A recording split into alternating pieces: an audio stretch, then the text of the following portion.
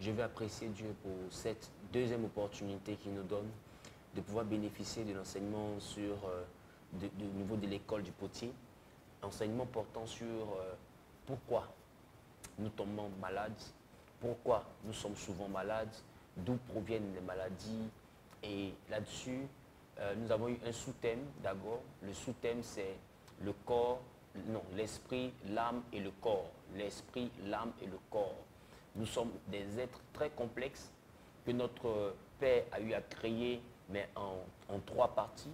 L'homme est fait de trois parties, de l'esprit, de l'âme et du corps. Justement, on a du mal à pouvoir faire la différence entre l'âme, l'esprit et le corps.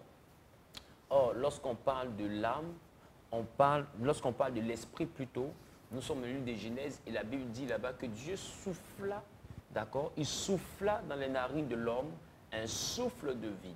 Et l'homme devint une âme vivante. Donc, vous voyez, un souffle de vie. Pourquoi? Parce qu'au cours précédent, c'était le mardi, la séance dernière, à la séance précédente, j'ai eu à vous dire que l'esprit, dans son étymologie, était pneuma, ce qui signifie souffle. Et j'ai dit encore que même en médecine, lorsqu'on parle de la maladie pneumonie, la pneumonie vient de ce mot grec-là, pneuma. Donc, pneuma qui parle du souffle. Donc, quand Dieu a mis son souffle dans le corps formé pour l'homme, l'homme est devenu un être vivant. Alors, tu comprends que lorsque quelqu'un meurt, ce qui fait que la personne pourrit, c'est parce que pneuma n'est plus présent en lui. À la séance précédente, j'ai eu à dire déjà toutes les fonctionnalités, tout ce que le souffle faisait opérer en nous, parce que le souffle permet le renouvellement de la vie en nous. Le souffle entre en nous pour chercher la mort et fait sortir la décomposition loin de nous, parce que la mort apporte la décomposition. Alors, celui qui n'a plus la capacité d'être visité par ce souffle qui est pneuma est directement capable réellement de tomber dans la putréfaction. Et c'est là que nous voyons des personnes réellement se décomposer parce qu'elles ne respirent plus, pendant que l'autre est juste dans le coma, il ne bouge pas, il est inconscient, comme le mort, il ne fait rien, mais la seule différence, c'est que lui, il respire. Et comme il respire, les organes vitaux sont encore maintenus, ils sont encore conservés. Comme il respire, il ne pourrit pas. Comme il respire, il se conserve. Donc, pneuma permet, le souffle te permet d'être en vie. Sans le souffle, automatiquement, tu peux te décomposer, le corps va commencer à gonfler, tu vas commencer à produire des bactéries, tu vas commencer à produire des asticots, tu vas commencer à pourrir, tu vas commencer à dégager des odeurs. Et puis, c'est la décomposition de la matière. Donc, pneuma est la dimension du souffle que Dieu a posé en nous, et c'est aussi la dimension de l'esprit. Ce souffle-là, c'est un esprit, et c'est lui-là que nous rendons à Dieu. Voilà pourquoi la dernière fois, nous avons eu à voir ce verset qui nous disait que Jésus a rendu l'esprit. Il n'a pas rendu l'âme. On ne rend pas l'âme, on rend l'esprit. D'accord? Donc, en dehors de l'esprit, nous avons parlé de l'âme.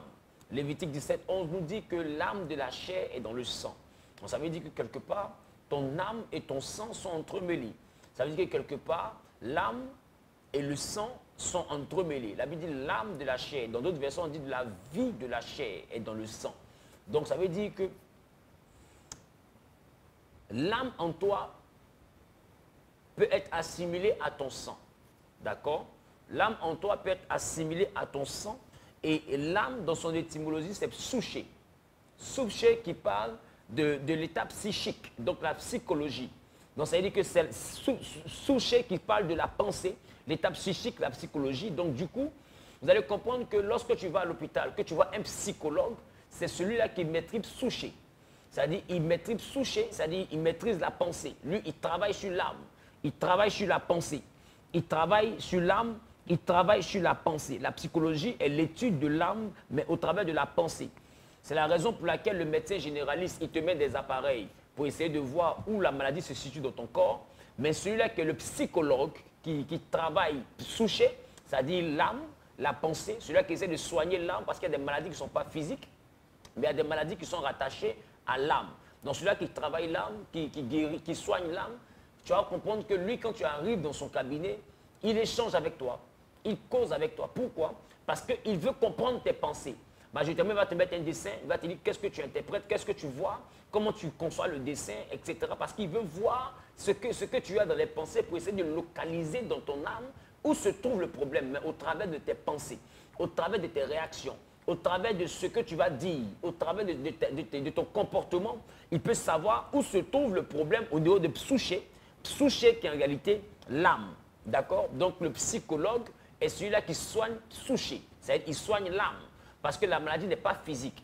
Et c'est là que beaucoup de personnes constatent que leur corps physique n'a rien. Elles vont à l'hôpital. Ces personnes-là remarquent qu'elles sont à l'hôpital avec des examens nombreux, mais on ne constate aucun mal. Mais qu'est-ce qui se passe? Il se passe par la suite que tu te sens mal. Ton corps va bien, mais tu te sens mal. Quand on va chez le médecin généraliste, il dit il n'y a rien.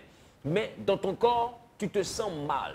Et tu es vraiment très mal en point. Pourquoi? Parce que la maladie n'est pas au niveau de ton corps, mais la maladie est au niveau de ton âme.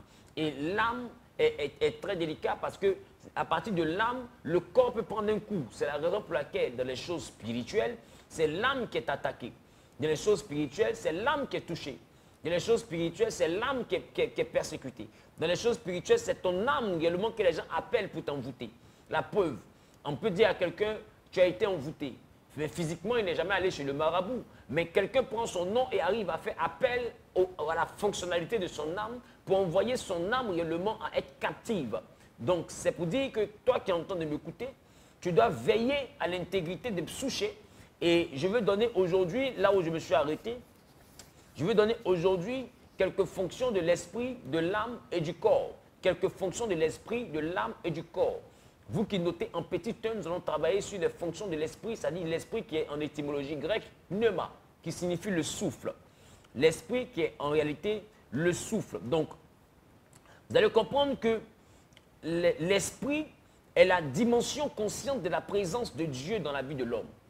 D'accord? Donc, l'esprit en toi, c'est la partie de Dieu qui est manifestée en toi.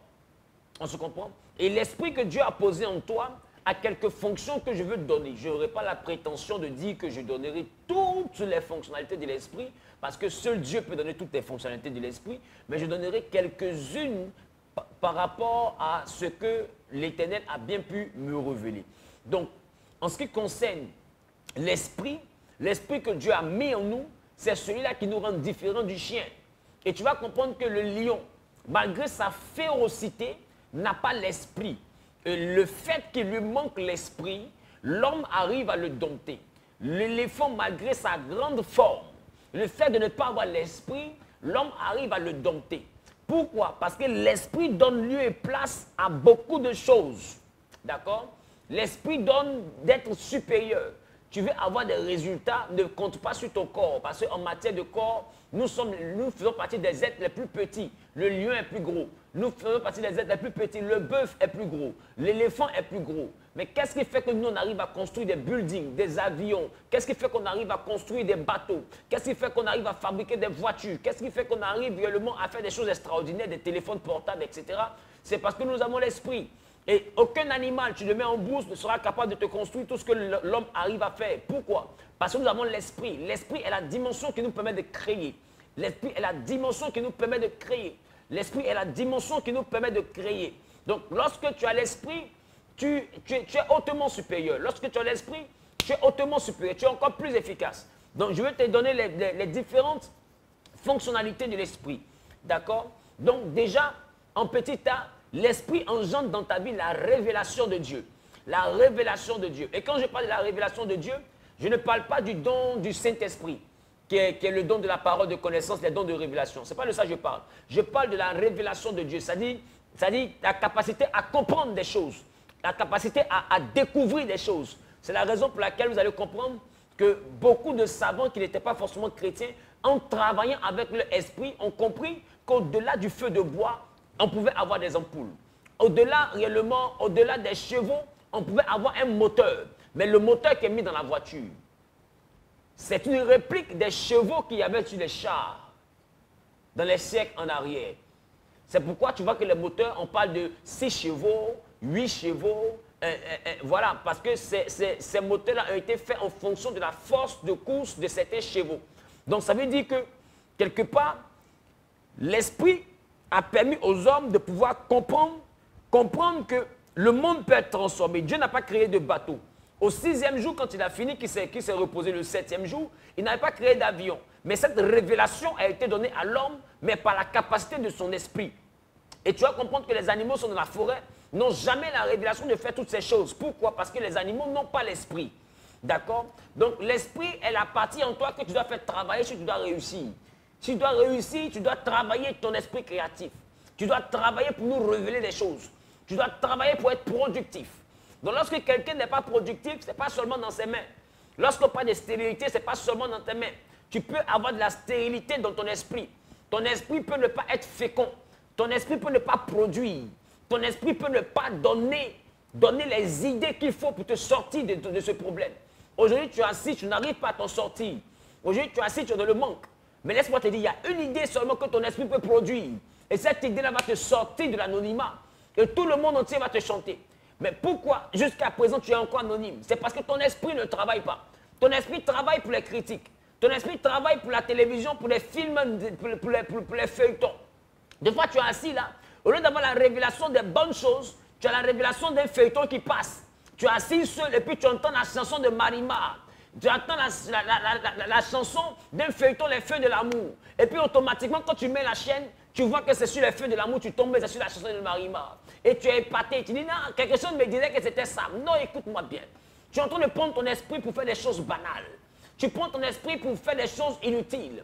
Tu prends ton esprit réellement pour travailler réellement à des choses inutiles. L'esprit est la partie de toi qui peut te sortir de toute situation. L'esprit est la partie de toi qui peut te permettre de changer le cours de ton histoire. L'esprit est la partie de toi qui peut te permettre réellement de pouvoir transformer même ton secteur d'activité. L'esprit est la partie de toi qui peut te permettre de revoir, d'avoir une nouvelle révélation des stratégies à adopter pour mieux vendre tes articles, des stratégies à adopter pour mieux te faire connaître, les stratégies à adopter pour mieux te permettre d'atteindre ton objectif. L'esprit est la dimension de Dieu en nous, mais qui nous permet de réussir ce que nous faisons. C'est pourquoi toi qui es en train de m'écouter, je prophétise maintenant que Dieu donne à ton esprit la capacité de la créativité. La capacité de la créativité. Que toute stérilité dans ton esprit qui envoie ton esprit à ne pas être productif, que cette stérilité-là te quitte pendant que tu es en train de dire Amen bien et que tu mets des cœurs, des pouces en partageant dans 20 groupes. Je relâche maintenant par l'onction du Saint-Esprit la fécondité dans ton esprit. Que ton esprit soit fécond. Que ton esprit soit fécond. Que ton esprit soit fécond. Que la révélation descende dans ton esprit. Il y a une idée que Dieu doit mettre dans ton esprit. Il y a un raisonnement que Dieu doit mettre dans ton esprit. Il y a une révélation que Dieu va mettre dans ton esprit. Et cette révélation-là, bien-aimée, c'est elle qui te sortira de l'anonymat. C'est elle qui sortira ta vie de ce manque. C'est elle qui sortira ta vie de la faim. C'est elle qui sortira ta vie du chômage. Il y a une révélation. Deux fois, tu ne trouves pas de travail. Parce que Dieu attend que ton esprit produise le travail. Et tu as envie d'aller travailler dans le travail, dans l'entreprise de quelqu'un qui a travaillé avec son esprit pour créer son entreprise.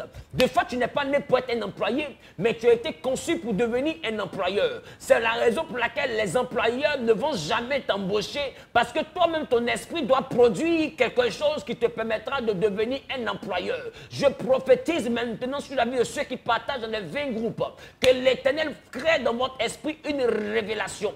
L'une des fonctionnalités premières de l'esprit, c'est la révélation. C'est ça qu'on appelle l'inspiration. Le gars, il est assis, il est pianiste, et puis il y a une mélodie qui tombe dans sa tête. Il est arrangeur, il y a une mélodie, il a la révélation d'une mélodie, d'une cadence, d'un rythme. Et puis il commence à composer. Et puis quand on fait sortir ça, tout le monde danse, c'est dansant, on est content. L'artiste est là, à la révélation d'un texte, d'une histoire. Met ça sur papier. Il commence à chanter. Et puis tous ceux qui écoutent disent, ah, quand j'écoute la chanson, j'ai la chair de poule. C'est comme si c'est à moi il parlait. Parce que son esprit a reçu la révélation d'une nouvelle chose. Et cette chose-là envoie la personne à toucher la sensibilité des uns et des autres. Et ça lui donne du succès. Tu veux avoir la gloire, tu veux grandir, tu veux avoir de la notoriété, tu veux réussir ta vie. Il faut que la révélation de l'esprit soit active. La fonctionnalité de l'esprit en termes de révélation doit être activée dans ta vie. C'est la raison pour laquelle je déclare sur ta vie que la fonction de révélation de ton esprit soit activée maintenant. Soit activée maintenant. Soit activée maintenant. Soit activée maintenant. Au nom suprême de Jésus. D'autres sont assis là. L'esprit, au lieu de produire l'argent, il produit plutôt toutes les techniques de drague possibles.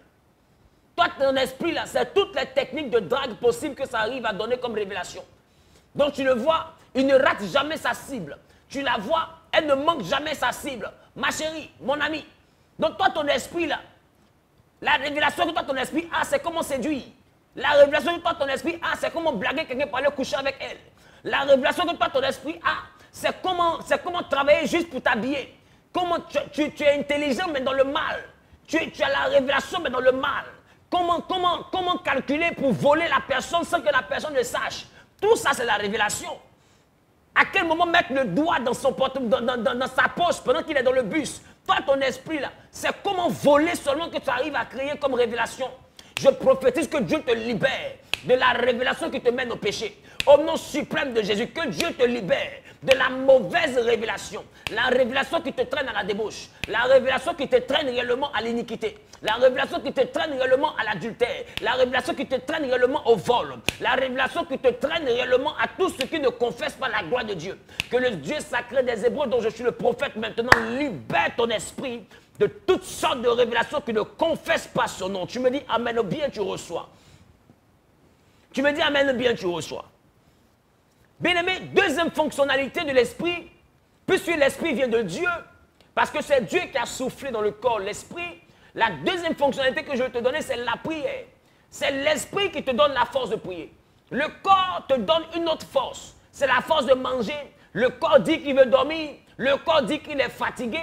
Le corps dit qu'il a mal au dos. Le corps dit qu'il a mal aux pieds. Le corps dit qu'il a mal à la main. Le corps dit que ton cou te fait mal. Le corps dit qu'il a des vertiges. Le corps dit qu'il est en colère. Mais l'esprit te dit que tu dois prier. Et beaucoup de personnes sont ici, votre vie de prière a pris un coup parce que la fonctionnalité de l'esprit qui est la prière est étouffée. La fonctionnalité de l'esprit qui est la prière est étouffée. Mais c'est quoi la prière? La prière, c'est la capacité à être en contact avec Dieu. La prière t'envoie à aller dans la communion avec Dieu. La prière t'envoie à faire un avec Dieu. Si la dimension de la prière, la fonctionnalité de la prière de ton esprit est désactivée, la connexion avec le Père aussi est désactivée. La connexion avec le Père aussi est désactivée. C'est pourquoi tu es en train de vivre une vie remplie d'improvisation parce que simplement tu n'es pas connecté à Dieu mais par le canal de la prière. La prière est la dimension qui te permet de pouvoir rentrer dans les profondeurs de Dieu par la capacité de ton esprit. Ton esprit produit la prière, ton esprit a pour fonction la prière parce que ton esprit émane de Dieu et a pour but de te connecter à Dieu. Alors, qu'est-ce que Satan fait? Il étouffe ton esprit au maximum pour t'éloigner de la prière, pour ne pas que tu sois en communion avec Dieu. Mais là, maintenant, je prophétise que l'Éternel te donne la force de la prière, que la fonctionnalité de ton esprit, qu'est la prière, que cette fonctionnalité soit réactivée en toi. Toi qui, lorsque tu causes, tu es épanoui, mais quand tu décides de prier, tu as sommeil. Quand tu regardes la télévision, tu es épanoui, mais quand tu décides de prier, tu as sommeil. Quand tu es là, que tu veux manger, tu es épanoui, mais quand tu décides de prier, tu as sommeil. Quand tu veux causer, tu es épanoui. Mais quand tu décides de prier, tu as sommeil. Tu peux passer des heures en train de courtiser une jeune fille au téléphone. Tu ne peux pas passer 30 minutes dans la présence de Dieu en train de lui parler. Pourquoi? Parce que ton esprit est faible. La fonctionnalité de la prière est désactivée. Et tu pries seulement dans ta bouche. Moi, là, dans un mois, je vais commencer à prier. Dans la semaine prochaine, je vais commencer à prier. Dès demain, mais je vais prier d'une manière. Il faut que je me lève. Toujours, tu es dans l'air, il faut que je me lève. Mais tu te lèves quand pour de vrai? Tu ne te lèves pas parce que la fonctionnalité de la prière dans ton esprit est désactivée. Je prophétise maintenant. Oh, sur les 300 personnes qui partagent dans les 20 groupes, je prophétise maintenant que cette dimension de la fonctionnalité de la prière que tu as perdue, par la dimension de ton esprit, que cette fonctionnalité soit réactivée maintenant. Dans le nom suprême de Jésus-Christ de Nazareth, tu partages dans les 20 groupes, tu reçois maintenant la vie de la prière. La fonctionnalité de la prière maintenant est réactivée en toi. Elle est réactivée en toi. Je relâche le Saint-Esprit dans ta vie afin qu'il répare ton esprit et que dans ton esprit qu'il réactive la fonctionnalité de la prière. Toi qui partages dans les 20 groupes, reçois maintenant la force de prier. Reçois maintenant la force de prier. Donc celui qui n'arrive plus à prier, celui qui n'arrive plus à prier, c'est que la fonctionnalité de la prière dans son esprit a été touchée. Bien-aimé, regarde combien de fois aujourd'hui tu es devenu vulnérable. Parce que la fonctionnalité de la prière, bien-aimé, a été touchée. Comment est-ce que Dieu fait pour communiquer avec toi si tu n'arrives plus, si tu es désactivé de la fonctionnalité de la prière? Tu peux être l'enfant du général, du chef d'état-major du pays. Tu peux être dans un endroit où tu es en danger. Tu as le numéro de ton père, mais ton téléphone est déchargé. Comment tu l'appelles? Un seul coup de fil aurait suffi pour changer toute la situation. Un seul coup de fil aurait suffi pour que ton père envoie une armée pour te sauver. Un seul coup de fil, même ton téléphone est fermé. Ton téléphone est fermé. Le téléphone, c'est ça la prière. Le téléphone nous permet d'appeler notre Père. La prière nous permet d'appeler notre Père. Lorsque Jésus est au tombeau de Lazare, il a dit, Père, je prie. Père, je prie. Il n'a pas dit, Père, je bavarde. Tu bavardes trop et puis tu pries moins. Il dit, Père, je prie.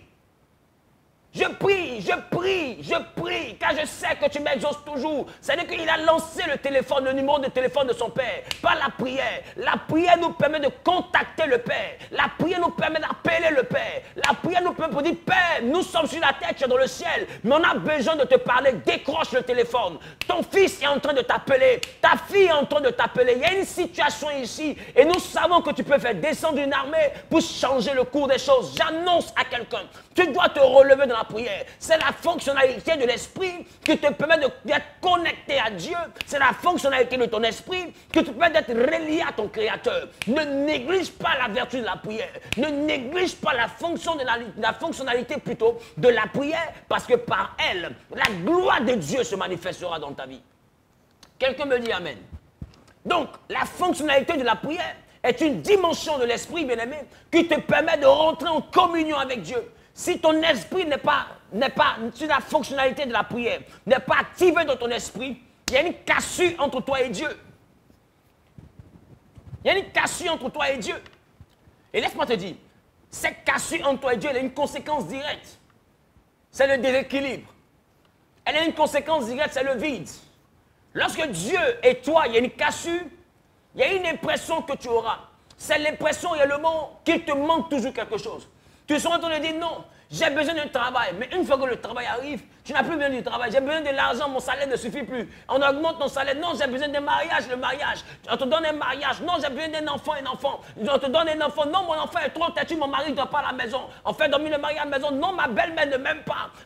La belle-mère t'aime. Non, écoute-moi, j'ai un peu trop grossi, mon ventre est sorti. On prie, ton ventre diminue. Non, il faut réellement que j'ai une voiture. Et tu es insatiable. Pourquoi? Parce qu'en réalité, ta véritable soif n'est pas les objets que tu recherches. La véritable soif, c'est la connexion avec Dieu. Lorsqu'un homme est connecté avec Dieu, même quand il boit l'eau pour dormir, il y a une paix à l'intérieur que personne ne peut lui arracher. Lorsque quelqu'un est connecté à Dieu, même quand il n'est pas dans une grosse maison, il y a une paix qu'il a à l'intérieur que personne ne peut lui arracher. Quand quelqu'un est connecté à Dieu, même s'il n'a pas une grosse voiture, mais il y a une paix qu'il a à l'intérieur. Il n'a pas de vêtements de marque, mais il y a une paix qu'il a à l'intérieur. Quand tu es connecté à ton Père, quand tu es connecté à Élie, quand tu es connecté à Yeshua Mashiach, quand tu es connecté à lui dans la prière, il y a une paix que tu as. Les gens peuvent être troublés, mais quand tu es connecté à Dieu, tu es serein, tu es calme, tu es calme. Il y a une paix qui t'anime, qui dépasse toute paix humaine.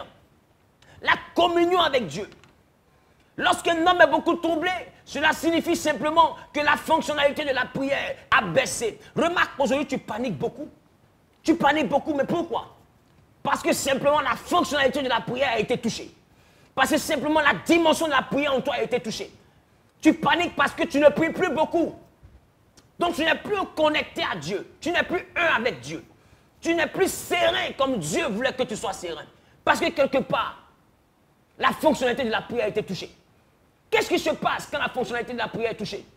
Il se passe que tu quittes l'inspiration de Dieu et tu rentres maintenant dans la réalité des hommes. Et là, tu as du mal à t'en sortir. Et là, tu es troublé. Et là, tu es inquiet. Et là, réellement, tu paniques. Et là, réellement, tu ne crois plus. Et là, réellement, tu te dis que c'est peut-être fini pour toi. Mais je maudis cette pensée qui te dit que c'est fini pour toi. Rien n'est fini pour toi. Je maudis cette pensée qui te dit que tu es le plus misérable de la terre. Tu n'es pas le plus misérable de la terre. Tu as juste un problème. C'est le problème de la communion avec le Père. Le problème de la communion. Ah oui, le problème de la communion. Le problème de la communion. L'esprit a une troisième fonctionnalité. Tu as une quatrième fonctionnalité parce que j'ai parlé de la révélation, j'ai parlé de la prière, j'ai parlé de la communion, mais pas le canal de la prière. Mais après la communion, au cinquième point, au quatrième point plutôt, je te parle maintenant de la fonctionnalité de l'adoration. Adorer n'est pas prier. Adorer n'est pas prier. Adorer, c'est reconnaître la toute grandeur de Dieu. Adorer, c'est reconnaître la magnificence de Dieu. Adorer, c'est reconnaître qu'il n'y a pas son semblable. Adorer, c'est reconnaître qu'il est le maître des temps et des circonstances. Donc, dans ton adoration doit aller jusqu'à tes causeries. Beaucoup se disent qu'adorer, c'est chanter. Non, adorer, c'est reconnaître que Dieu est grand. Adorer, c'est reconnaître que Dieu est puissant. Adorer, c'est présenter Dieu comme étant le summum. Celui qui a une vie d'adoration, ce personnage ne donne jamais la gloire au diable. Celui qui a une vie d'adoration bénit Dieu en tout temps, en toutes circonstances. Quand tu as l'Esprit de Dieu en toi, tu ne dis pas non, Satan m'a attaqué, on m'a renvoyé. Écoute-moi bien, celui qui a la vie de l'adoration, il donne une parole comme Job. Il dit l'Éternel a donné, l'Éternel a repris, que son nom soit béni. Regarde, même dans le malheur, il dit que son nom soit béni. Celui qui a une vie d'adoration bénit le nom du Seigneur. En tout temps, en toutes circonstances, ça va, ça ne va pas, tu bénis le Seigneur. La Bible dit ni la mort, ni la vie, ni la richesse, ni la pauvreté, ni tout ce qui peut être retenu ne peut m'arracher de l'amour du Seigneur. Celui qui a la vie de l'adoration. Celui qui a la vie de l'adoration en lui, cette personne, la bien-aimée, n'est pas troublée par une réalité. Cette personne, la bien-aimée, n'est pas troublée par un manque. Cette personne, la bien-aimée, bénit Dieu en tout temps, en toutes circonstances. Tu es en train de me regarder. Peut-être qu'aujourd'hui, tu es au chômage. Tu es en train de te demander, mais pourquoi tout ça t'arrive? Bénis Dieu. Au moins, tu as envie. La Bible dit qu'un chien vivant vaut mieux qu'un lion mort. Je t'annonce aujourd'hui, tu n'es pas en vie par le fruit du hasard. Tu n'es pas en vie parce que simplement tu as adressé un courrier au ciel. Tu es en vie parce que le ciel a encore un plan pour toi. Tu es en vie parce que quelque chose de bon peut encore sortir de toi. Tu es encore comme Nazareth, Nathanaël et Philippe causent et de l'échange, il ressort. Est-ce que quelque chose de bon peut sortir de Nazareth? Et on lui dit, viens et vois. Mais le Jésus, il a été appelé Jésus de Nazareth. C'est pour dire qu'effectivement, de Nazareth, quelque chose de bon est sorti. J'annonce à quelqu'un, arrête de te décourager. Donne ta vie à Dieu et aie une vie d'adoration. Aujourd'hui, tu te plains beaucoup, tu murmures beaucoup parce que la fonctionnalité de l'esprit, qui est l'adoration, a été désactivée. Celui qui a la fonctionnalité de l'adoration dans son esprit, bénit Dieu en tout temps. Bénis Dieu en toutes circonstances. Bénis Dieu quand ça va. Bénis Dieu quand ça ne va pas. Il célèbre Dieu quand on l'embauche. Il célèbre Dieu même quand on le renvoie. Parce qu'il connaît cette parole de Romains qui dit « Toutes choses concourent au bien de celui qui aime Dieu et qui est appelé selon son dessein. » Il comprend que sa vie n'est pas dans le dessein des hommes, mais sa vie est dans le dessein de Dieu. Alors peu importe ce qu'il arrive, peu importe ce qui lui arrive plutôt, peu importe ce qu'il vit, peu importe ce qu'il traverse, il bénit Dieu. Tu manges gari pour dormir, bénis Dieu. Tu n'as même pas de quoi payer un pain sucré, bénis Dieu. Tu n'as même pas un matelas, bénis Dieu. Il y a un moment de ta vie qui viendra où tu te demanderas, est-ce que c'est toi qui as dormi dans cette chambre et tu n'auras pas de réponse parce que ton Dieu va changer radicalement ta vie. Des gens ont vécu pire que toi. D'autres ont eu un pantalon, toi au moins tu as 2 pantalons. D'autres ont eu une seule jupe, toi au moins tu as 4 jupes. D'autres n'ont même pas eu de quoi manger pendant 3 jours. Toi au moins tu manges et les coucher. Bénis Dieu pour ce que tu traverses. Bénis Dieu parce que ton Dieu ne t'a pas abandonné. Quand Dieu abandonne un homme, son sort c'est la mort. Si tu es encore en vie, c'est qu'il ne t'a pas abandonné. Son silence n'est pas un oubli. Son silence n'est pas un oubli. La dimension de l'adoration, la fonctionnalité de l'adoration est une dimension de l'esprit en toi. Quelqu'un dit merci Jésus pour ma vie. Quelqu'un dit merci Jésus pour ma vie. Bénis Dieu. Les gens sont traîtres autour de toi. Bénis Dieu. Les gens t'abandonnent. Bénis Dieu. Les gens sont ingrats. Bénis Dieu. Les gens sont méchants. Bénis Dieu. Les gens te critiquent. Bénis Dieu. On met sur toi un faux témoignage. Bénis Dieu. Tu fais des efforts pour t'améliorer. On fait des efforts pour t'enfoncer. Bénis Dieu. Tu n'as rien fait, on te déteste. Bénis Dieu. Tu es là, on te combat inutilement. Bénis Dieu. Ton mari change, tu ne comprends pas pourquoi. Et puis tu fais tout pour le rattraper, il refuse. Bénis Dieu en toutes circonstances. Celui qui a la fonctionnalité de l'adoration dans sa vie, bénis Dieu. Il ne se pose pas trop de questions. Elle t'a laissé, il t'a laissé. Bénis Dieu. La personne ne t'a pas quitté parce que tu es mauvaise. La personne t'a quitté parce que tout ce que Dieu fait est bon. Bénis Dieu. Tu as perdu tes enfants. Tu as tout perdu. Ton enfant est mort-né. Tu n'arrives pas à coucher. Bénis Dieu. Anne était stérile, mais ça n'a pas empêché de monter à la présence de Dieu pour célébrer son Dieu chaque année. À Shiloh, elle a célébré Dieu, elle a béni Dieu jusqu'au jour où Dieu décida de changer son histoire. Elle a eu un enfant qui a été inscrit parmi les meilleurs prophètes en Israël. Je dis à quelqu'un, quand tu sais bénir le Seigneur, quand tu ne te décourages pas, malgré ce que tu traverses, quand tu ne te décourages pas et tu es toujours dans la présence de Dieu comme Anne, c'est Samuel qui vient essuyer tes larmes. Et Samuel n'est pas n'importe qui. Samuel était faiseur de roi. À partir de l'enfant de Anne, le premier roi d'Israël est né. À partir de l'enfant de Anne, le deuxième roi d'Israël est né. Samuel était un faiseur de roi. J'ai envie de dire à quelqu'un, aujourd'hui on rit de toi, mais si tu sais monter à Shiloh, la maison de l'Éternel, si tu sais rester dans la présence de Dieu, si tu sais te connecter à l'autel de l'adoration, bien aimé, ta vie va changer. Ton histoire va changer. La fonctionnalité de l'esprit, qui est l'adoration, est très importante pour que nous puissions faire des exploits avec Dieu. Bénis Dieu. Ah oui. Ah oui. Apprends à bénir Dieu. En tout temps et en toutes circonstances, il faut bénir Dieu. Alléluia. Quelqu'un me donne un amen bien. C'est la raison pour laquelle je prophétise maintenant. C'est toi qui es connecté en train de regarder cette vidéo. Que la fonctionnalité de l'esprit, que l'adoration soit activée en toi. Et qu'en tout temps, en toutes circonstances, que tout ce que tu traverses soit un motif désormais d'adoration et de louange à la gloire de l'Éternel. Soit un motif d'adoration et de louange à la gloire de l'Éternel. Au nom suprême de Jésus-Christ de Nazareth. La cinquième fonctionnalité de l'esprit que je vais vous donner aujourd'hui, c'est la fonctionnalité du témoignage. Celui-là même qui a l'esprit, il faut que la fonctionnalité du témoignage de l'esprit soit activée. Bien aimé, témoigner c'est quoi? Témoigner c'est dire ce qu'on a vu. Quand on appelle un témoin à la barre, au jugement, on lui demande qu'est-ce que tu as vu? Est-ce que tu reconnais ce monsieur? Est-ce que tu l'as déjà vu en train de gifler telle personne? Est-ce que tu as vu dans sa main le bois qui a tué telle personne? Et il dit ce qu'il a vu. Ou il dit ce qu'il a entendu. Le témoin, c'est ça.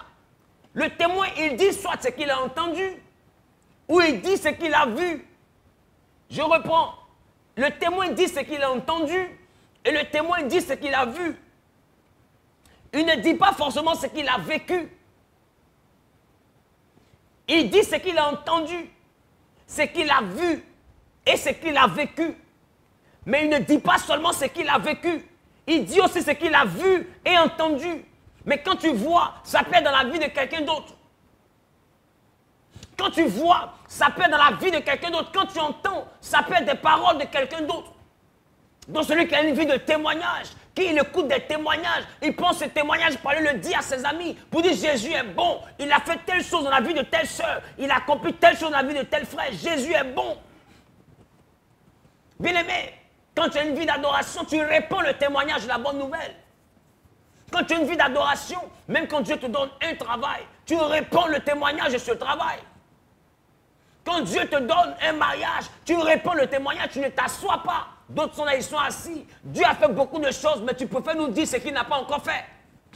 Quand tu appelles les pasteurs, tu ne bénis même pas Dieu pour le fait qu'il ait permis que tu sois en Europe aujourd'hui. Tu ne bénis pas Dieu pour le fait qu'il ait permis que tu sois encore en vie. Tu ne bénis pas Dieu par témoignage pour ce qu'il a fait pour toi jusqu'à aujourd'hui. Mais tu passes ton temps à te plaindre. J'ai pas de mari, j'ai pas de travail. Tout ce que j'ai fait ne réussit pas. Tu es sérieux là? Tu es sérieux que tout ce que tu fais ne réussit pas? Tu es ingrat. Tu es ingrat. La Bible dit jusqu'ici, l'Éternel nous a secourus. Jusque-là, l'Éternel a pris soin de toi. Et toi, tu dis rien ne va dans ta vie. Rien ne va dans ta vie. Tu as mangé, tu es rassasié, rien ne va. Rien ne va dans ta vie. Tu es dans une maison, il pleut, ça ne te mouille pas et rien ne va. Tu es sérieux. Où est passée la fonctionnalité du témoignage? Où est passée la fonctionnalité du témoignage? L'esprit en nous crée la fonctionnalité du témoignage. Non, rien ne va. Tu es sûr que rien ne va. J'ai l'impression que Dieu ne m'entend pas. Tu as envie qu'il ne t'entende plus, c'est ça. Continue à ne pas rendre témoignage. Il ne va plus t'entendre. Et quand il ne va plus t'entendre, tu comprendras ce que signifie Dieu ne m'entend pas. Pour l'instant, tu dis ce que tu ne sais pas. Réactive en toi la fonctionnalité du témoignage. Oh oui. Réactive en toi la fonctionnalité du témoignage et que ça presse. Tu as besoin, bien aimé, toi qui es connecté en train de me regarder maintenant, de réactiver maintenant la dimension du témoignage. Il faut dire ce que Dieu a fait pour toi. Même si ça te semble être banal. La Bible dit, vous mangerez, vous serez rassasiés. Et vous louerez le nom de l'Éternel qui a accompli au milieu de vous de grands prodiges. Ça veut dire que manger même là, c'est pas donné à tout le monde. Manger, c'est pas donné à tout le monde. Avoir la vie que tu as, c'est pas donné à tout le monde. Avoir 30 €, c'est rien, mais c'est pas donné à tout le monde. Avoir 50 000 francs par mois, c'est pas beaucoup, mais c'est pas donné à tout le monde. Avoir une belle maison, c'est pas donné à tout le monde. Avoir studio, c'est pas donné à tout le monde. Avoir un parent qui t'a hébergé, un ami chez qui tu dors, c'est vrai, c'est pas donné à tout le monde, même si tu n'es pas à l'aise, mais c'est pas donné à tout le monde. D'autres sont sous les ponts, il n'y a personne pour les héberger. C'est pas donné à tout le monde. Ah oui. Avoir des frères qui te détestent, mais c'est un luxe. C'est pas donné à tout le monde. Dis-moi, si les frères de Joseph l'aimaient, qui allait le vendre? Et si on n'avait pas vendu, qui allait l'envoyer en Égypte? S'il n'était pas en Égypte, comment il allait devenir premier ministre? Bien aimé, avoir des gens qui te détestent, c'est un luxe aussi. C'est pas donné à tout le monde. Bénis Dieu pour ça.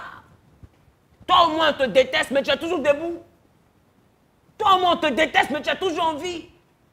Toi au moins on te déteste, mais tu marches toujours, tu avances. Et on constate tes exploits. Moi, aujourd'hui, quand les gens me disent, non, on ne t'aime pas, beaucoup de personnes ne t'aiment pas, on parle mal de toi, mais bien aimé, je prends leur haine pour me pommader. J'ai fait rien ça. Tu ne m'aimes pas, mais laisse-moi te dire, ma bénédiction ne passera pas devant ta porte. Ma bénédiction ne va pas venir taper ta porte, ton avion avant de venir chez moi. Bien aimé, j'ai envie de dire, celui qui est témoin, témoigne de tout ça. Regarde combien de fois les gens complotent contre toi, mais tu es debout. Regarde combien de fois on prie pour que tu disparaisses, mais tu es là. Bien-aimé, bénis Dieu et rends témoignage. Quand tu es avec tes camarades, il faut mieux expliquer ce que Dieu a fait par rapport à tout ce qu'il n'a pas fait. Quand tu expliques trop ce que tu n'as pas encore reçu, tu es ingrat. N'oublie pas, Dieu est ton image. Imagine-toi un peu. Tu fais du bien à un jeune homme. Et ce jeune homme-là, tu entends au quartier et il dit toujours, ma grande sœur n'a jamais rien fait pour moi. C'est compliqué. Quand je lis pas les personnes. En tant que c'est toi qui fais son école, tu le nourris et tu n'es pas obligé de le faire. Et les nouvelles quittent le quartier pour venir te trouver. Est-ce que tu auras le courage de l'aider encore? Non. Tu as dit il est ingrat. Mais imagine-toi, il te demande l'argent de portable. Tu ne lui donnes pas le portable. Mais au quartier, il est en train de dire, hé, j'ai pas de maman. Mais celle-là, c'est comme si c'était ma maman. Elle s'occupe de moi. Elle a un bon cœur. Elle est gentille. C'est la meilleure personne. Et ces nouvelles-là viennent jusqu'à toi. Et il rend un témoignage pour Dieu que tu es grand. Même si tu ne voulais pas payer son portable, tu as payé le téléphone parce que tu sais que lui, là, il est reconnaissant. Dieu est notre image. Le témoignage encourage Dieu. Mais quand tu murmures, tu décourages Dieu. Le témoignage encourage Dieu, mais quand tu murmures, tu décourages Dieu. Parce qu'il est étonné de voir que malgré tout ce qu'il a accompli dans ta vie, jusqu'à présent, toi, tu définis qu'il n'a rien fait. Oh, je prophétise que l'Éternel te donne maintenant le cœur de celui qui témoigne. Alléluia. Qui te donne le cœur de celui qui témoigne. Celui-là qui a la dimension de l'esprit a un 6e point qui est manifesté en lui. Le point de la mémoire. Et quand je parle de la mémoire, je parle de la capacité à se rappeler et à réfléchir. Beaucoup de personnes sont en train de me regarder. La dimension de souvenir a disparu en vous. Dieu même, la Bible dit, en Actes des Apôtres, elle me dit, il a entendu les prières et il a reçu les aumônes de Corneille et il s'en est souvenu. Le verbe se souvenir est un verbe que Dieu conjugue. Ce verbe-là est un verbe que Dieu conjugue. Il se souvient. Donc si tu as l'Esprit de Dieu en toi, il faut te souvenir. Mais combien de personnes aujourd'hui se souviennent du bien qu'on leur fait? Aujourd'hui, regarde la personne que tu entends les critiquer, insulter. La personne que tu traites de méchante. Est-ce que tu te rappelles qu'un jour, cette personne t'a donné 5 francs? Est-ce que tu te rappelles qu'un jour, cette personne t'a donné de l'eau? Est-ce que tu te souviens qu'un jour, la personne t'a hébergé en Europe? Aujourd'hui, tu ne parles pas avec la personne, mais est-ce que tu te souviens de ça? Est-ce que tu te souviens qu'un jour, la personne t'a enlevé d'un problème? Est-ce que tu te souviens qu'un jour, cette personne était là pour toi, sans condition? Est-ce que tu te souviens du bien qu'on te fait? Tu retiens plus le mal. Mais est-ce que tu te souviens du bien que quelqu'un t'a fait un jour? Ce souvenir, c'est important. Ce souvenir, c'est important. J'annonce à quelqu'un, tu dois avoir la fonctionnalité de l'esprit qui te donne de la mémoire. La mémoire, la capacité à te souvenir. Oui, tu dois te souvenir. C'est une fonction de l'esprit. Le souvenir. Aujourd'hui, l'homme, donne-lui l'argent du 1er au 30 décembre. Et puis il faut lui refuser quelque chose le 31 décembre. C'est le 31 décembre, il se souvient. Il ne se souviendra pas de toute l'année où tu l'as fait du bien. Mais il va se souvenir du 31 décembre.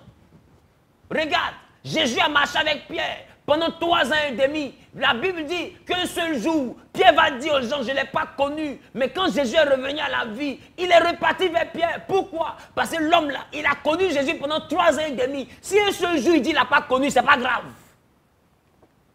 Parce que pendant 3 ans et demi, il était prêt pour Jésus. Pendant 3 ans et demi, il a été bon pour Jésus. Pendant 3 ans et demi, il était présent auprès du Seigneur. Quand le Seigneur est revenu à la vie, le Seigneur n'a pas tenu compte de Pierre qui a dit « je ne t'ai pas connu ». Mais il a tenu compte de Pierre qui a laissé sa famille pour le suivre. Il a tenu compte de Pierre qui a laissé ses frères, son travail pour le suivre. Il a tenu compte de ça. Il n'a pas tenu compte de « je ne l'ai pas connu ». Toi, tu tiens compte de là où on te réunit. Tu ne tiens pas compte de là où on t'a soutenu. Tu oublies la main qui t'a donnée. Deux fois, quelqu'un t'a fait. Tu es en train de me regarder. Et aujourd'hui, tu as oublié. Tu n'as pas de mémoire. Tu as la mémoire courte. Tu ne sais pas te souvenir. Tu sais réfléchir. Il faut te souvenir. Le souvenir est une fonction. Oui, de l'esprit. Quand tu as la mémoire courte, c'est que tu n'as pas l'esprit en toi. Tu es un homme animal. Tu ne sais pas ce qui va te tuer. Il ne faut pas avoir la mémoire courte. Alléluia. Je prophétise maintenant que Dieu maintenant rafraîchisse ta mémoire pour que tu te rappelles. Beaucoup sont là. Aujourd'hui, tu as l'argent. Aujourd'hui, tu es grand. Mais tu as oublié que toi aussi, tu étais dans un quartier précaire. Et toi, tu appelles les gens pauvres. Tu as la mémoire courte, on dirait. Tu es trop riche. Toi aussi, tu appelles les gens pauvres. Est-ce que tu sais qui tu es? Est-ce que tu te rappelles de qui tu es? Est-ce que tu te rappelles de là où tu as grandi? Est-ce que tu te rappelles de ce que tu as vécu? Des fois, on oublie et on devient orgueilleux. Souviens-toi un peu. Souviens-toi de là où Dieu t'a tiré. Du quartier précaire où tu vivais. Souviens-toi de tes habits délavés que tu portais. Souviens-toi de la petite fille mauvaise que tu étais.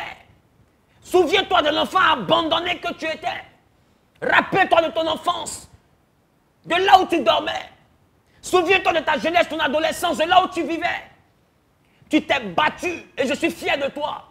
Mais tu ne dois pas oublier d'où tu viens. Tu te comportes comme si tu es né avec la cuillère en or dans la bouche, on ne peut plus te parler.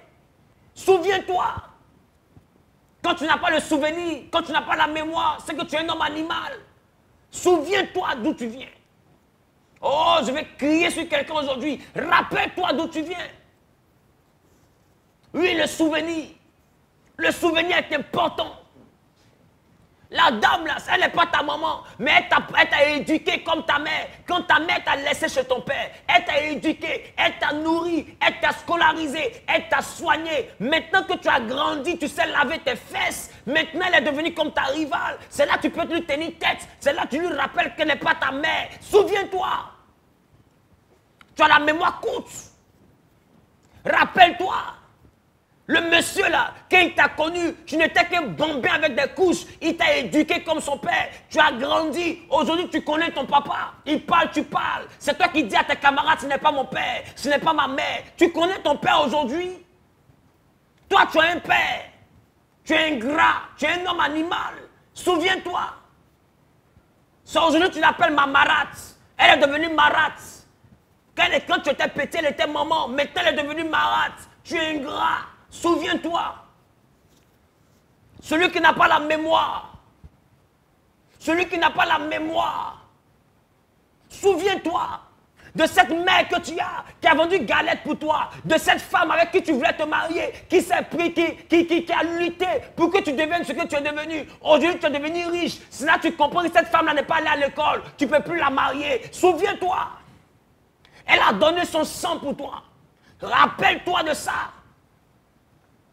Elle s'est battue avec toi. Quand personne ne croyait en toi, elle a croyé en toi. Elle a donné son sang. Elle a travaillé pour toi. Elle a lutté avec toi. Et aujourd'hui, elle croyait que si elle luttait, à la fin, vous allez manger ensemble. Aujourd'hui, tu as de quoi manger et tu l'abandonnes. Souviens-toi. Le souvenir, celui qui n'a pas la mémoire, est un homme animal. Est un homme animal. Même le chien sait se souvenir de celui qui le nourrit. Même le chien sait se souvenir de celui qui le nourrit. Ton chien, quand tu le frappes, là, et puis il court, et puis il crie, et puis il court, c'est pas parce qu'il ne peut pas te mordre, mais il est reconnaissant. Il sait que c'est toi qui le nourris. Il est reconnaissant. Il sait qu'il dort chez toi. Il y a des hommes qui dorment chez quelqu'un, mais il est déjà ingrat pendant qu'il est encore dans ta maison. Souviens-toi. Souviens-toi que cette personne-là n'était pas obligée de te faire du bien. Souviens-toi que cette personne n'était pas obligée de te faire du bien. Est-ce que je parle à quelqu'un aujourd'hui? Les fonctionnalités de l'esprit, il est important. Aïe, aïe, aïe, aïe, aïe, aïe. Est-ce que je parle à quelqu'un? Est-ce que je parle à quelqu'un? Cet homme-là, il t'a scolarisé. Lui, il se disait que tu étais sa femme. Il t'a aidé, il t'a protégé, il t'a envoyé en Europe. Arrivé en Europe, là, c'est là que toi, tu as vu Tour Eiffel. Tu es devenu plus intelligente que lui et tu le laisses. C'est là que tu comprends qu'il n'était pas bon benguis. Tu connais maintenant la route des bons benguis. Tu connais maintenant la route des hommes qui sont riches. Tu connais maintenant la route parce qu'aujourd'hui, il a lavé ta carrosserie. Donc maintenant, tu es devenu une femme. Il est devenu un petit. Mais l'ingratitude va te rattraper. L'ingratitude va te rattraper. Il faut te souvenir.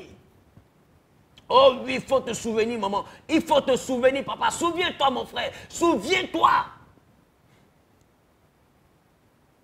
Souviens-toi. Toi qui pardonnes et puis qui oublies.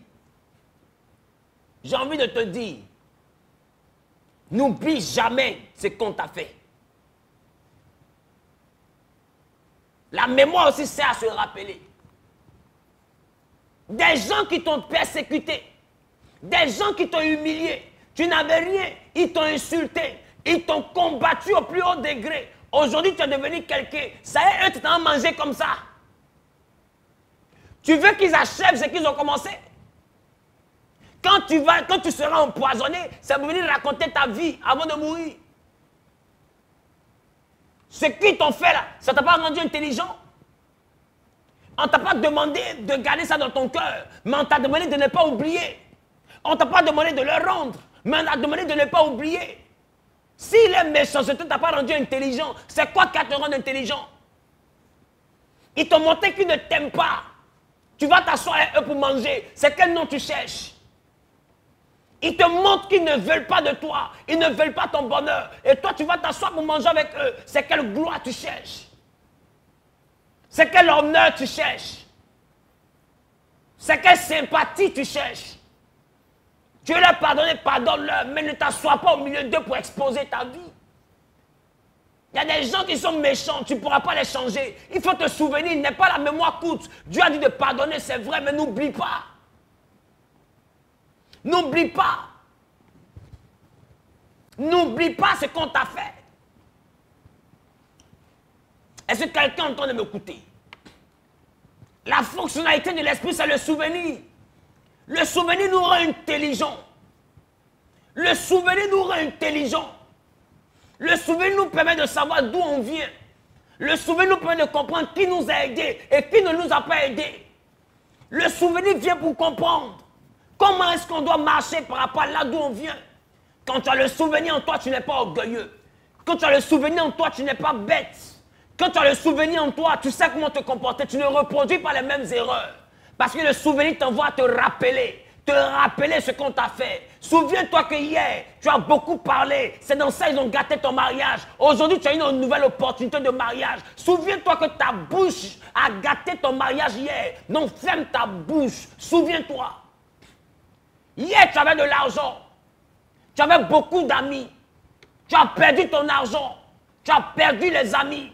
Aujourd'hui, Dieu est en train de te faire grâce d'avoir un petit travail. Tu commences à te retrouver un peu. Tu recommences encore avec affaire d'amitié. Souviens-toi. Souviens-toi qu'il y a des amis qui t'appelaient plus quand tu n'avais plus rien. Tu as déjà oublié. Tu es l'homme animal ou quoi? Si ça là, ça ne t'a pas conseillé, c'est quoi qui a te conseillé? Des amis qui sont avec toi quand tout va bien. Quand tout va mal, tu les appelles, ils décrochent plus, tu ne les vois plus. Bien aimé, ce n'est pas des amis. Souviens-toi. Un ami qui ne peut pas te rendre service. Un ami qui ne peut pas te sécuriser. Un ami qui met une condition financière entre toi et lui. Un ami qui ne peut pas te protéger, qui ne peut pas te défendre. Un ami qui est ami à tes ennemis. Mais souviens-toi. Toi, tu es trop amour. Tu es trop amour. Quand je lis le livre de Jean, chapitre 17, Jésus dit, je prie, Père, pas pour tout le monde, mais pour ceux que tu m'as donnés. Même Jésus savait faire la part des choses entre ceux qui étaient avec lui et ceux qui n'étaient pas avec lui. Même Jésus qui est amour, là, savait faire la part des choses entre ceux qui étaient avec lui et ceux qui n'étaient pas avec lui. Il dit, Père, je te prie, pas pour tout le monde, mais pour ceux que tu m'as donnés. Il faut te souvenir. Tu as commis des erreurs qui t'ont rattrapé. On te parle, tu ne veux pas écouter encore. Que ce message t'aide à savoir d'où tu viens. Que cette prédication-là t'aide à savoir d'où tu viens, à ne pas oublier tout ce que tu as subi. Aujourd'hui, tu as un peu d'argent. Tu vis comme quelqu'un qui est super riche. Souviens-toi. Et que ton intelligence, que le souvenir te donne la force de ne pas retomber dans ce que tu as vécu. Parce que la pauvreté n'est plus loin de toi. Tu es en train de marcher comme une personne insensée, tu vas retomber, mon frère. Je prie que Dieu te donne la grâce de souvenir. Que tous ceux qui partagent, je dirais, dans les 20 groupes, que l'Éternel vous restaure l'esprit. Qu'il restaure votre vie de l'esprit. Qu'il restaure les capacités de votre esprit. Qu'il restaure les capacités de votre esprit. Qu'il restaure les capacités de votre esprit. Dans le nom suprême de Jésus-Christ de Nazareth. Que Dieu vous bénisse. Que sa paix et sa grâce soient sur votre vie. Je vous aime très fort. C'était votre rendez-vous aujourd'hui de l'école du potier. Le prochain numéro que nous aurons, c'est le numéro du mardi prochain, à partir de 8h00. C'est tous les mardis et tous les jeudis. Nous sommes sur le corps, l'âme et l'esprit. Et là, j'ai commencé avec les fonctionnalités de l'esprit. Et le mardi prochain, nous allons poursuivre les fonctionnalités de l'esprit. Je préfère vous laisser digérer cette partie du message. Ce soir, aujourd'hui, jeudi soir, à partir de 18h, et ce jusqu'à 20h, du côté de Angré, à 200 mètres du stade d'Angré, nous avons une séance de prière. Voilà le culte des leaders. Le culte où on t'apprend à réussir ta vie professionnelle et financière. Le culte où on t'apprend à tisser des alliances avec Dieu pour prospérer sur la terre aussi. C'est vrai que nous recherchons le ciel. Mais en attendant, nous vivons sur la terre. Et sur la terre, il n'y a pas que la prière qui nous gère. Il y a aussi l'abondance. L'abondance est une fonctionnalité liée à la terre. Nous devons être aussi dans l'abondance. C'est vrai, on ne doit pas oublier le ciel. On doit vivre dans la sainteté de Dieu. Mais aussi, on doit prospérer sur la terre. Et le culte des leaders est le culte où au-delà, en dehors, plutôt pas au-delà, parce que rien n'est au-delà du salut, en dehors du salut, nous devons lutter aussi pour vivre dignement sur la terre. Parce que je reste de ceux-là qui croient que c'est le manque qui nous laisse tomber dans certains vices. Si nous manquons de beaucoup de choses, nous serons tentés par beaucoup de choses. Et si nous sommes comblés, il y a des tentations qui n'auront plus lieu d'être dans notre vie. Il y a des femmes qui sont connectées à ce direct-là, qui sont encore de la débauche, qui suivent encore les pulsions d'un homme parce que simplement, elles n'arrivent pas à se prendre en charge. Si tu avais l'argent, tu n'aurais plus supporté ce monsieur. Il y a des péchés qui viennent dans notre vie parce que simplement, on est encore dans le manque. Alors ce soir, à partir de 18h, déplace-toi, viens au stade d'Angré. Nous ne sommes pas loin du stade, à 200 mètres du stade. Donc quand tu arrives devant le stade, tu appelles ce numéro maintenant que je te donne, le 05 44 03 0009. Je reprends 05 44 03 0009. Je réponds pour la dernière fois 05 44 03 0009. Ce soir, à partir de 18 h, je prendrai le temps de prier pour vous. Je prendrai le temps de donner un message aussi sur la prospérité, sur comment prospérer sainement dans le Seigneur, comment réussir sa vie, mais à partir des principes du royaume. Et puis l'Éternel te bénira. En Jésus, il y a la bénédiction. En Jésus, il y a la prospérité. Seulement que le message doit être basé sur la sainteté de Dieu, sur la sanctification. Ne cherche pas à être riche à tout prix. Ne cherche pas à être riche en dépit de la parole de Dieu. Et tu verras que l'Éternel fera de toi un homme et une femme à la gloire de son nom. Je t'aime de l'amour de Christ. Prends soin de toi, porte-moi dans les prières. On se donne rendez-vous ce soir pour le culte. Pour vous qui êtes en Europe, aux États-Unis, partout, le culte sera diffusé en direct. Pour toi qui es à Abidjan, je veux te voir. Ce soir, à la fin du culte, présente-toi à moi. Et je veux prier personnellement pour toi, pour le fait que tu te sois déplacé. Quitte le virtuel. Prends un taxi, prends ton véhicule et puis viens. Tu es peut-être dans le quartier, marche, appelle le numéro 05 44 03 0009. Et quelqu'un se fera le plaisir de venir te chercher et puis tu feras le culte avec nous et l'Éternel te bénira. Je veux bénir Dieu pour tous mes frères musulmans qui sont connectés à cette page. Je veux bénir Dieu pour tous ceux-là même qui ne croient même pas en Jésus, qui sont connectés à cette page. Sachez que je vous aime et Jésus vous aime encore plus. Et mon souhait, c'est qu'il se révèle à vous. Que cette nuit, qu'il se révèle à vous. Qu'aujourd'hui, qu'il se révèle à vous. Qu'à cette heure, qu'il se révèle à vous. À cette seconde où je parle, qu'il se révèle à vous. Au nom suprême de Jésus. Soyez bénis de l'amour de Christ. Je vous aime. On se dit à ce soir. Shalom à vous.